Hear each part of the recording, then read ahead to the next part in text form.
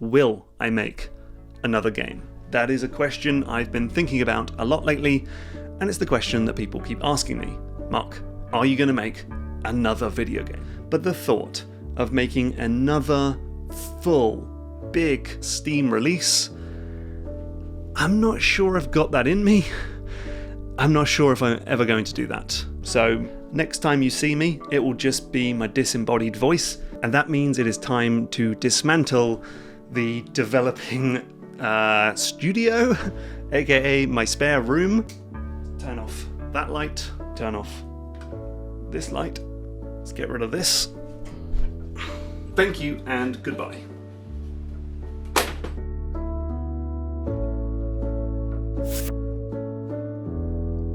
Hi, me again. Yeah, I was really not expecting to be here in the formless blue void of the developing studio anytime soon, but I guess I've got some explaining to do. Right, so last year I finally finished my first proper Steam game, Mind Over Magnet. After a long and frankly torturous development period, I finished all the content, polished it up, and plopped it on Steam. And then, with all of that game development stuff finally out of my system, the plan was to take December off and then go back to being a full-time YouTuber in 2025. You know, go back to having a proper, regular upload schedule. Oh, I just had one teensy-weensy obligation to fulfill at the end of the year. Because you know the GMTK Game Jam, right? We've got a new one coming up on July 30th. Well, we've also started doing a secret second jam just for GMTK Patreon supporters. Now that happened in December of 2024, and I had almost forgot that I had promised that I too would take part in this jam. Oops. Okay, so I'll just make a tiny game for this jam, then take the rest of the year off, and then go back to being a YouTuber in 2025.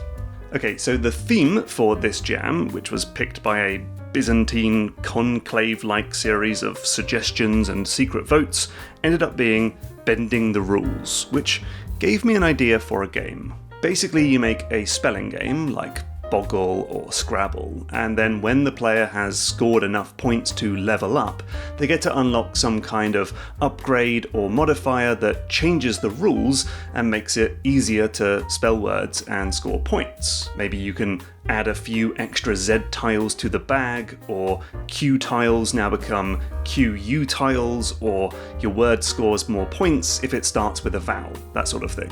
Essentially combine a word game with the roguelike shenanigans of a Balatro, or a Vampire Survivors, or a Slay the Spire. So that's what I did. I made a system that would give you a random selection of 16 letters.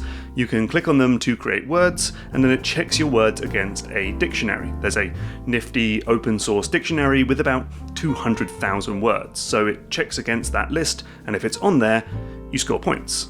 And then I added in some upgrades. Multipliers for longer words, multipliers on specific letters, a wildcard that can be used in place of any letter, a power-up that lets you hold some tiles and refresh the others. And then within just 2 days, I had built a game. Now it was an ugly, slightly broken and obviously unfinished prototype of a game, but it was something. And it was actually quite good fun. And other people agreed. Almost everyone I showed the game to got a bit hooked. One person told me that they played this scrappy 2-day prototype for more hours than they spent playing the entire campaign of Mind Over Magnet. And when I posted about it in a Discord full of friends, as soon as one person posted a screenshot of their results page, everyone wanted to have a go and see how they could get on. The game obviously had appeal. And so I started to think, maybe I should make this into a full game. And I know, sure, I struggled to juggle game development and being a YouTuber throughout the development of Mind Over Magnet. And I know that the plan was to stop making games and just become a full-time YouTuber. But also, what if I completely ignored all of that and just got immediately started on making another video game? what could possibly go wrong? So, while I was working on videos for GMTK, like the one on Smash Brothers and Zelda's UI and Locator, I was secretly building this game in the background. I threw out the prototype code and started from scratch, with the goal of making a more stable, playable, and adaptable game. That meant adding in quality of life features like controller support, typing on the keyboard and drag and drop support, and the ability to save your run if you need to come back to it later. It meant making things more pretty with animations, more colour, and juicy numbers. And it meant, under the hood, the game could support all manner of different upgrades, like passive perks, active upgrades, special tiles, game-breaking synergistic stuff, the works. So, it was going well. And then I made a new video on GMTK. It was about coming up with game ideas, and it was actually the start of a new series called Game Dev 101, a series all about the production pipeline of making your own indie game, and how I kinda screwed it up for Mind Over Magnet. But this gave me an idea, because this new game, this word thingy, was the perfect opportunity to basically go through the development process again, and hopefully get it right this time. I could take everything I learned from making Mind Over Magnet and apply it to a second game, with the idea of making it more quickly and efficiently. That way I could do this Game Dev 101 series with a lot more authority. I wouldn't just have to talk about how I screwed everything up, I could also talk about how I got things right. So that was it. At the beginning of March, I decided to take 2 or 3 months off YouTube again and get to work on finishing this game. So, I kept building. I added more modifiers and upgrades to the shop, I endlessly fixed bugs, I tweaked the numbers to nerf the game-breaking power-ups and to buff the rubbish stuff. I added in some really fun perks, like a glass tile that can be used to temporarily clone a letter, or modifiers that build up score over time. And every time I added a perk, the game got better. And the more time I spent playing the game, the more I understood what made it fun. Which is basically, if the game is just find the longest word in this grid over and over again, well, that quickly gets boring. So I had to add in things to mix that up, like make shorter words, use specific letters, don't use letters, and so on. That's when the game gets really good. I also added in special rounds, kind of like the boss blinds in Balatro. These have unique requirements that force you to play in a special way, like your word must have 6 tiles to score, or you've got to use this specific letter, or the tiles refresh every turn. Those break up the game loop and change the game from just spell the longest word. I also playtested the game endlessly. I took the game to universities where I was doing talks, to game dev meetups, and the biggest one, GDC in San Francisco. When I was there, I would spend all day showing the game to different people and talking about the design and the balancing and the onboarding and everything else. Then I'd go back to my hotel, crash, wake up at 3 a.m. because of jet lag, and then immediately apply all of the feedback from yesterday's sessions before going back onto the expo floor. It was pretty exhausting, but I made some critical changes to the game during that time. For instance, initially I thought that the player should be penalised if they spell a word that's not in the dictionary. Like if you spell a wrong word, you should lose some points, right? But everyone hated this, especially those who don't speak English as their first language, or they have dyslexia, or they're just bad at spelling. It never felt good to be penalised for that. And also sometimes you have a word that you really think is a word, but it's not in my specific dictionary, and the game just goes, too bad, lose some points, game over. It just didn't feel good.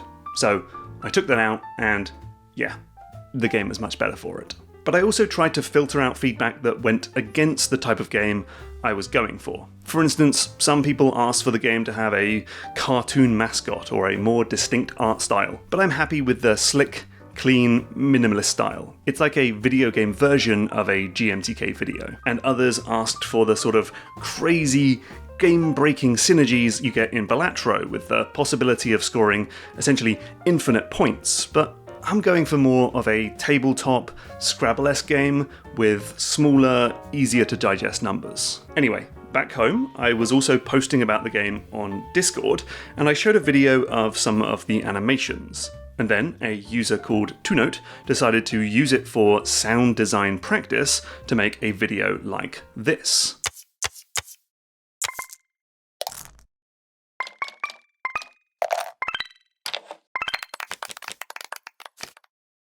And I was like, damn, that's pretty good. Can I just pay you to make all the sounds for this game?